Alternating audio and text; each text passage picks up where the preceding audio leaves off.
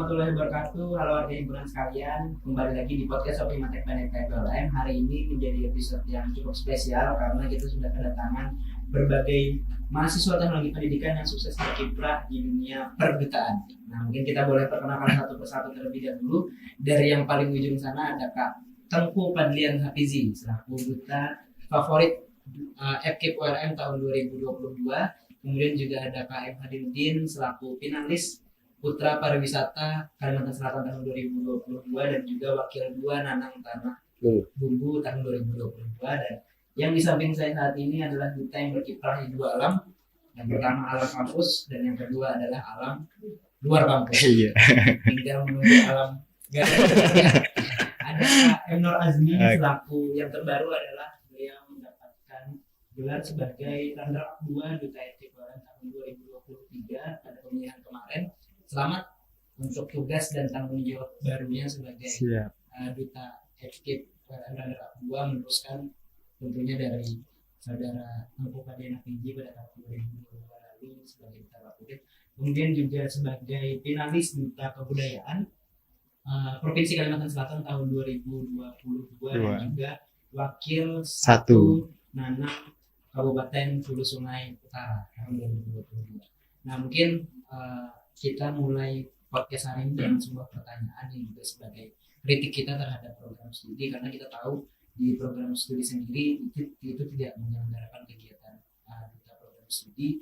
Namun menariknya di program studi kita banyak sekali, selain 3 orang ini juga ada Kak Angga sebagai duta genre Kalimantan Selatan, Kak Adidah juga kalau tidak salah di duta genre, kemudian ada Fitriawan ini di Putri Lambung Mangkurat tahun 2021 atau 2022. Nah, ini artinya kan ada di prodi sendiri tidak ada pembinaan, tapi kawan-kawan sukses berkiprah di FKIP maupun di luar seperti itu. Nah, di mana kawan-kawan akhirnya bisa memutuskan untuk terjun ke dunia duta, motivasinya dari mana, dan kemudian belajarnya dari mana? Mungkin boleh Kak tahu dulu. Oke, sebelumnya terima kasih banyak dari host kita yang terganteng ya. Nah, jadi mau dapat apa dari enak dong aja. Oke, mungkin sedikit untuk terkait dengan pembahasan kita cukup menarik ya kalau membahas terkait dengan duta ini. Kadang ada yang menanyakan apa sih dasar motivasi kawan-kawan duta terutama yang ingin ikut. Terutama mungkin kalau kita berkaca dari yang dulu ya, kalau banyak sekali mereka yang mengira duta ini susah banget sih, perlombaannya pasti ganteng-ganteng ya. Data yang sering saya tanya-tanya ke teman-teman yang lain pasti bertanya, haruskah ganteng atau cantik yang menjadi dasar untuk bisa ikut duta? Jawabannya tentu saja tidak, karena yang kita garis bawahi adalah kita punya tujuan, apa keinginan kita untuk ikut duta itu dulu. Jadi dasar yang kita inginkan, ada yang mau kita berikan untuk suatu instansi ataupun kegiatan yang ibaratnya kita mau memberikan ini untuk yang terbaik pokoknya. Jadi pada dasarnya untuk ikut duta itu kita harus ada kemauan dulu. Itu pertama. Walaupun mungkin banyak yang mendorong, kamu ganteng, bisa sih ikut duta nih, karena lumayan loh gitu. Nah, untuk kebaikanmu juga ke depannya bagaimana nanti. Nah, jadi pada dasarnya tidak hanya itu, tapi kemauan mereka untuk bisa lebih baik lagi pasti ada juga, selain mendapatkan selempang aja, tapi itu ada ilmu yang ibaratnya tidak terasa dari kita yang akan kita dapatkan nanti setelah kita menjadi duta itu. Mungkin seperti motivasinya berasal dari diri sendiri. Ya. Melihat fenomena tadi di prodi sendiri kan tidak ada pemilihan duta prodi, lalu kemudian tahun 2022 itu kami sempat kaget karena Tengku tiba-tiba mendaftar jadi duta FKIP dan alhamdulillah masuk menjadi finalis. Nah, gimana kemudian memandang hal itu? Apakah ke depan kita di prodi perlu duta prodi dan lain sebagainya? Oke, untuk pertanyaan ini pada dasarnya menjadi pertanyaan dari semua orang, bahkan di lingkungan fakultas, karena kenapa orang yang ibaratnya nggak duta kok ikut ke duta FKIP? Pada dasarnya kan tingkatan dari duta itu mulai dari bawah sampai ke atas. Berjenjang ya kalau di Ya, universitas. ada jenjangnya. Mulai dari prodi, Prodi. fakultas, universitas hingga keluar. Nah, biasanya ada duta kampus Indonesia bahkan untuk Iya. diwakilkan. Sebelum ke Indonesia biasanya ke provinsi dulu sih. Nah, Iya. kurang Jadi, lebihnya seperti itu ya. Jadi titik awalnya tuh di prodi. Hmm. Jadi titik dasar dari prodi ini yang semestinya kita mesti lakukan dulu, karena tanpa adanya struktural yang memang ibaratnya garisnya itu gimana, nanti sulit untuk dipertanyakan dari kawan-kawan atasannya, kok jadi gini gitu strukturalnya. Jadi kalau dari saya pasti jelas lah, penting banget lah untuk melaksanakan duta prodi itu. Karena itu sebagai gambaran untuk kedepannya bagaimana terutama mengenalkan program studi kita yang Tekpen yang ibaratnya orang tahunya hanya melalui teknologinya aja, Iya. menjadi dasar untuk ikut ke program studi kita. Sebenarnya banyak lagi yang mestinya harus diketahui dari kawan-kawan yang ingin ikut di Tekpen itu sendiri. Nah, begitu Dan itu terkait. mungkin harus jadi satu bagian yang diambil alih oleh duta untuk juga memperkenalkan program studi kita. Mungkin dari Nanang Hadi ya.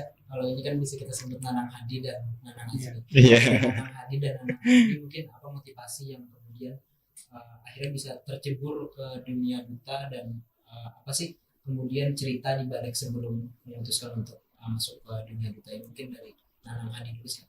Baik, terima kasih. Kalau motivasi mungkin ada 3, Mas Rizal. Yang pertama, yang pasti yang basic pengalaman, mencari pengalaman, karena selama kuliah pengalaman banyak diambil di kampus aja. Di luar kampus artinya di kampung halaman yang tempat kita tinggal nggak banyak, nggak semasif ketika di kampus. Yang pertama, yang kedua kemudian pasti privilege, relasi ke dalam tanda kutip orang-orang dinas yang nantinya mungkin akan berimpact ke kehidupan kita di depan gitu. Jadi 2 hal itu yang mungkin penting saya rasa dan perlu dilakukan. Yang terakhir adalah memang dari kecil tuh suka dengan kebudayaan, pariwisata, suka traveling kemana-mana. Dan menurut saya ketika memang nanti saya menjadi duta wisata di Tanah Bumbu, menjadi agent, bagaimana kita bisa mengekspor lagi. Itu kemarin yang menjadi niat utama saya, bisa mengekspor lagi banyak tempat-tempat wisata kemudian di Tanah Bumbu yang orang-orang Tanah Bumbu bahkan masih awam. Bahkan orang-orang Tanah Bumbu mungkin lebih dekat dengan kebudayaan Banjar yang notabene di Banjarmasin, di Banjarbaru, di Kabupaten Banjar yang memang asli dari situ. Tapi kebudayaan Tanah Bumbunya sendiri kebanyakan orang belum mengenal secara penuh seperti itu. Jadi kurang lebih 3 alasan itu yang menjadi motivasi saya untuk bisa ikut duta wisata. Mungkin dorongan paling besar adalah tadi karena dari awal memang suka dan visinya sama, mungkin Betul. Kita memang kemudian bisa lebih. Kalau Nanang Azmi sendiri? Oke, baik. Terima kasih banyak kesempatannya oleh host yang sangat berprestasi di teknologi pendidikan dan di luar ya. Luar biasa. Bikin tagline. Ya. Kalau Polri punya presisi, kalau Tekpen punya Prestasi. Oke.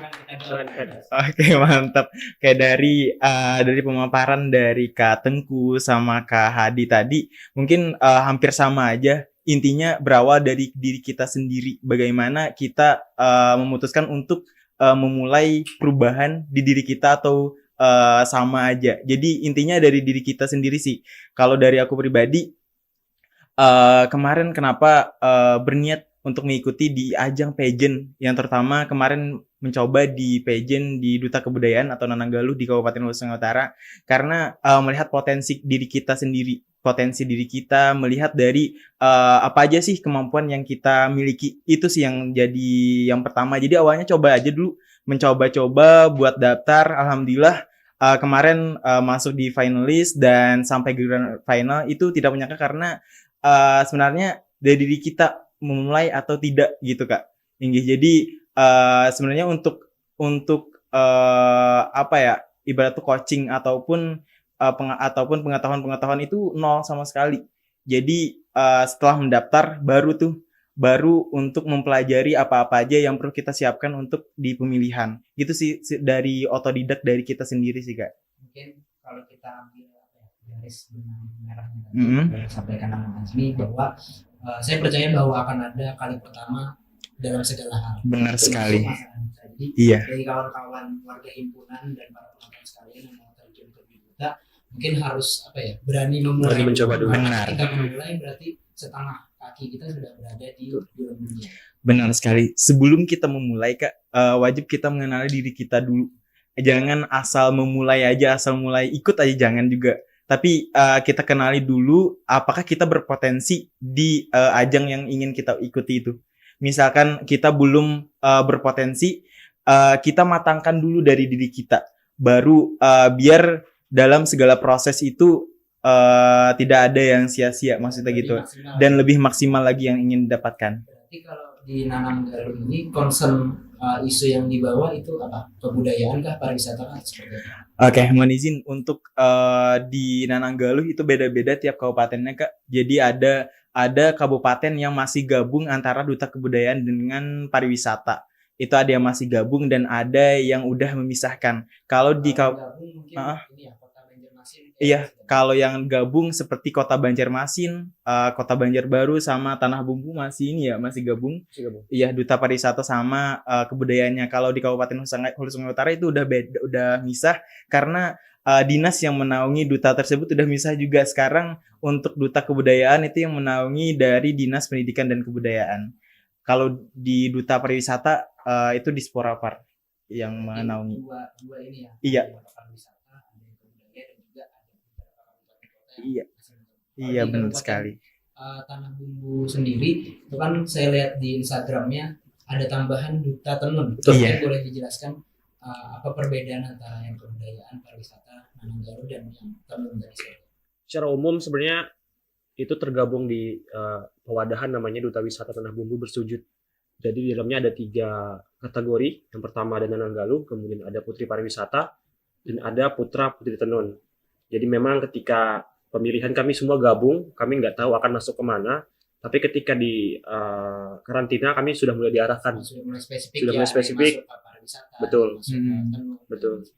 Nah, jadi secara umum lagi tugasnya yang pasti kalau Nananggaluh fokus di kebudayaan, kemudian kalau Putra Putri Tenun fokus di bagaimana mengembangkan ekonomi kreatif dari tenun tersebut. Yang saya pakai seperti ini tenun Pagatan, jadi memang Pagatan punya satu kain sendiri yang khusus identik ciri khas dari Tanah Bumbu. Kemudian untuk Putri Pariwisata, jadi Tanah Bumbu cuma ada Putri sekarang. Kalau putranya? Belum ada, di tahun saya belum ada kemarin karena memang tahun sebelumnya di tingkat provinsi pun cuma ada Putri Pariwisata. Jadi ketika memang kami adakan pemilihan hanya Putri. Rencana tahun depan ada Putra karena memang di provinsi sudah ada putranya begitu. Jadi kalau Putra atau Putri Pariwisata memang fokus di pariwisatanya. Tapi secara umum semua ketiga itu fokus di wisata juga. Sesuai dengan nama kewadahan tadi Duta Wisata. Jadi memang kalau dilihat kebanyakan fokus mereka ya di wisata begitu. Karena kalau kebudayaan mengalir, kemudian tenun juga mengalir, tapi kalau wisata akan terus dekat dengan kita kan Mas Rizal, jadi akan terus banyak lah tugas dan tanggung jawab kita sebagai seorang duta untuk itu. Dan mungkin ketika kita bicara pariwisata secara tidak langsung kita juga akan melihat budaya Betul, yang ada betul. di wisata. Dan ada ekrab juga di dalamnya kan. Berarti di Kabupaten Tanah Bumbu penyelenggaraannya langsung tiga Iya. kegiatan tadi langsung jadi satu, semuanya dikumpulkan jadi finalis dulu, finalis besar maksudnya kan, baru nanti dispesifikkan ini nanti masuk ke sini, ini Betul. masuk ke sini, masuk ke sini. Mungkin- Kalau di Hulu Sungai Utara Iya, berbeda. berbeda, Jadi ada Kak. yang kabupaten yang Ada yang budaya iya. sendiri, yang pariwisata bersendiri. Iya, benar sekali. Kalau Duta Pariwisata sebutannya sekarang Putra Putri Pariwisata. Iya, kalau untuk Duta Kebudayaan sekarang namanya itu Nananggaluh. Iya. Mungkin karena ini Mas Rizal ya, dinasnya. Heeh, Tadi kata benar. Mas Asmi juga, Heeh. kalau di tempat saya Tanah Bumbu itu masih disebut Porpar, Dinas Hmm. Kebudayaan, Pemuda, Olahraga, dan Pariwisata. Jadi semua yang ada di pewadahan Duta Wisata itu memang dinasnya di situ semua. Iya. Jadi makanya satu pewadahan, kalau di tempat Mas Asmi tadi sudah dipisah, jadi mungkin Benar. akan lebih terpisah juga keuangannya, Iya, benar. akan lebih terpisah juga masalah pendanaannya, jadi bisa lebih fokus. Kenapa digabung mungkin ya tadi menghemat anggaran dalam tanda lain begitu. Mungkin karena yang menaungi sudah digabung juga. Ya, Hmm. jadi dibuat sederhana saja begitu. Mungkin terkait kita beralih dulu ke kampus Mas Tampu. Saya mau bicara terkait bagaimana sih proses seleksi di Duta FKIP dulu, dan apakah nanti Azmi juga boleh menambahkan apakah ada perbedaan dengan seleksi di tahun ini. Oke, untuk tahun saya ya dulu ya. Jadi untuk tahun saya itu karena dari ketentuan dulu itu memang yang menaungi secara penuh itu lebih ke BEM FKIP-nya karena mereka memang mau mengembalikan suasana dutanya dulu gimana-gimananya karena terakhir adanya sebuah duta FKIP ini di tahun 2019 dan kebetulan itu ada juga dari Tekpen selaku runner up 1 yaitu Kak Irfandi. Oh, Pak Irfandi. Ya, Kak Irfandi itu selaku duta runner up 1. Kemudian Kak Jesse juga, saya lupa duta apa kemarin itu beliau.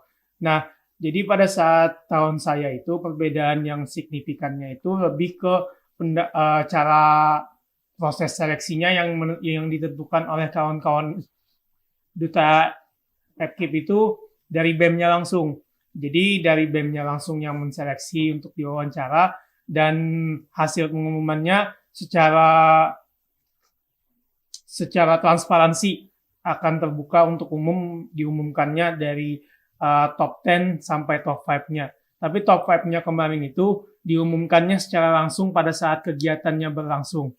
Jadi dari situ yang menjadi perbedaannya nanti pada saat 2023 nanti akan dijelaskan oleh Azminya langsung. Nah, untuk grand finalnya itu lebih condong ke Q&A dan juga penampilan mereka pada saat di grand final.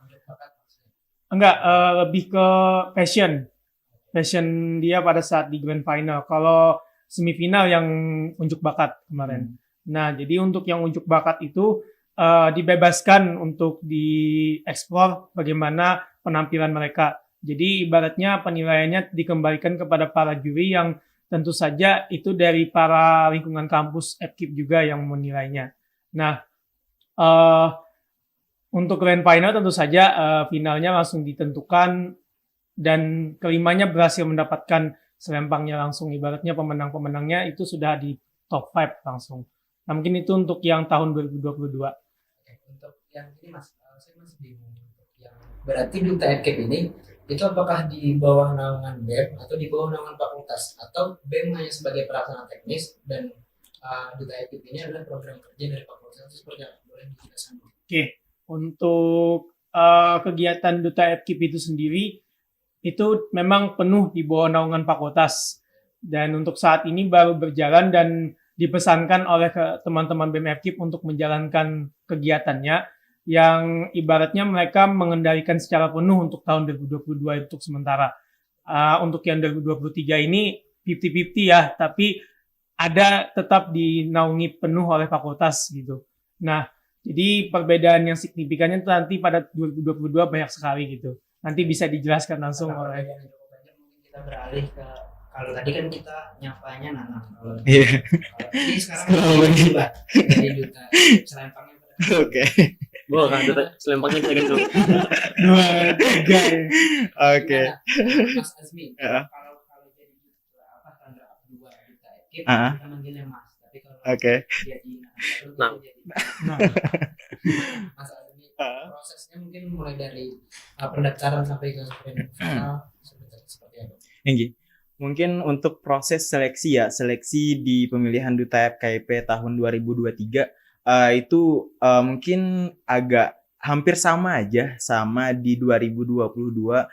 Mungkin lebih dari segi evaluasi mungkin ada dari evaluasi tahun-tahun kemarin dan perbedaannya itu cuma di misalkan kayak juri di interview misalkan. Juri di interview itu dilibatkan dari duta tahun kemarin, duta tahun 2022 karena mereka udah tahu tuh gimana tuh mekanisme dan tahu apa-apa aja sih yang perlu digarap atau perlu diterapkan di pemilihan 2023. Untuk proses seleksi dimulai dari TM terus interview sama tes tertulis kemarin. Setelah tes tertulis itu terpilih menjadi 10 besar yang akan melanjutkan ke semifinal. Semifinal itu menampilkan talent atau bakat apa sih yang kita miliki di sana. Terus setelah semifinal ditentukan 5 besar. 5 besar itu yang akan melaju ke grand final dan otomatis 5 besar ini udah mendapat predikat tuh, mendapat titel. Akan tetapi untuk predikatnya aja sih yang belum tahu juara berapa itu yang akan ditanding di grand final nanti. Untuk proses mungkin seperti agak beda seperti Nananggaluh ataupun duta kebudayaan atau duta pariwisata di luar di kabupaten kota, karena di duta FKIP kan ranahnya di dalam kampus tuh Kak. Jadi ada sedikit perbedaan di karantina mungkin ya. Biasanya kalau di duta pariwisata ataupun duta kebudayaan Nananggaluh itu ada karantina. Biasanya di karantina itu kita ada materi, ada semacamnya, ibarat tuh lebih ke mempererat aja sih, mempererat dan mencari penilaian, juga ada penilaian karantina di sananya. Kalau di duta FKIP itu cuma ada kayak latihan-latihan koreo dan semacamnya, tidak ada penilaian untuk karantina. Itu sih untuk perbedaan untuk dari TM, interview. Mungkin interview ada sedikit perbedaan juga di Nananggaluh ya, Nananggaluh sama di duta FKIP, terutama untuk fokusnya karena di tingkat fakultas, fokus ke fakultas. Kalau di kebudayaan itu lebih ke umum ada, dan kebudayaan juga ada gitu Kak. Dan ada div interview juga, jadi ada signifikan lah untuk perbedaan antara duta FKIP sama duta kebudayaan di kabupaten kota. Tapi karena Azmi untungnya di 2022 jadi wakil 1 dan kemudian finalis Putra Pariwisata Kalimantan Selatan, jadi kalau masuk ke duta FKIP akan lebih mudah mengimbanginya karena sudah punya pengalaman. Sebenarnya bukan agak mudah, karena beda bidang, beda materi juga. Iya, beda ini. Iya, ruang lingkupnya tadi. Satunya di kebudayaan. Kalau dibandingkan susah atau enggaknya, itu lebih susah di duta FKIP. Iya. Iya, kalau dibandingkan ya secara kasar ya. Karena banyak keunikannya, Iya, orang-orangnya pun juga kadang-kadang ya dibilang unik juga unik. Kenapa dibilang unik? Karena mereka punya karakter dan wibawa yang lebih jadi ibaratnya, karena terbagi berdasarkan wilayah mereka. Ibaratnya kan kita belum tentu sesama wilayah. Misalkan ada yang dari Tala atau ada dari Tanbu misalkan, itu mereka akan terkumpul semua di duta FKIP itu sendiri. Nah, makanya itulah sebabnya duta FKIP bisa dikatakan sulit itu karena banyaknya pesaing-pesaing orang yang tidak sama. Iya, benar sekali. Dan juga untuk penilaian juga agak beda dari Nananggaluh sama duta FKIP, karena kita dikumpulkan di duta FKIP itu kita dikumpulkan dari mahasiswa terbaik di prodinya masing-masing lah. Dari 21 prodi yang ada di FKIP itu dikumpulkan jadi satu di duta FKIP. Jadi untuk persaingannya tuh agak ketat Kak. Iya, dan sengit. Iya, panas. Iya. Benar sekali. Betul. Jadi kalaunya di masing-masing daerah kan kita bukan perwakilan dari kecamatan, tapi perwakilan dari perorangan. Iya, lebih ke umum ya. Lebih umum. Jadi nggak ada KTP Tanah Bumbu. Jadi nggak ada kayak supporter khusus daerah mana, nggak ada. Dan ketika kita masuk ke ruang lingkup kampus, otomatis orangnya semua orang-orang yang akademisi. Iya, terseleksi. Orang-orang yang mungkin akademisi akan andal. Jadi ketika bergulat di suatu wadah seperti FKIP akan lebih panas.